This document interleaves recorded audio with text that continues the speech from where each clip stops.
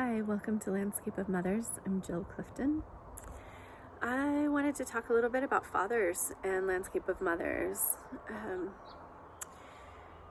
I've been asked about it a bit lately, and my answer so far had been that I think fathers can benefit from Landscape of Mothers too, because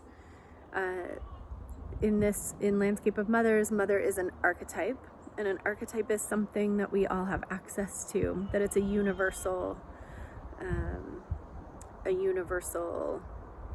part of us. So I think Landscape of Mothers is applicable to fathers. And I ran across some research recently that said, that suggested that there are physical changes that happen. We've known this about women for a long time, that when women have babies, and start caregiving, that our amygdala increases in size and changes shape. And so we know that there's like a physiological experience to caregiving.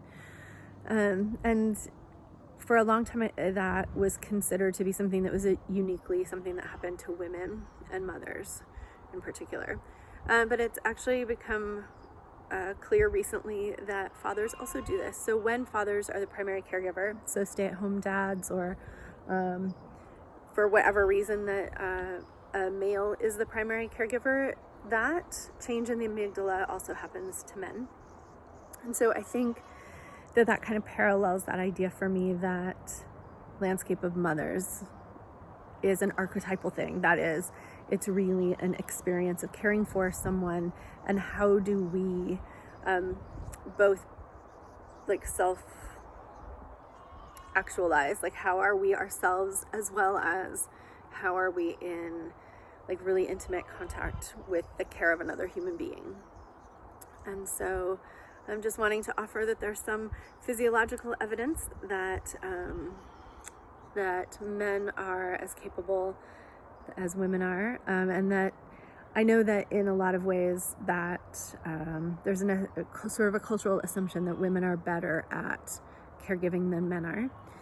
Some of it comes from socialization, and some of it really does come from inside of us, and it does seem to be the role, like stepping into that role of caregiving. The amygdala is part of the brain that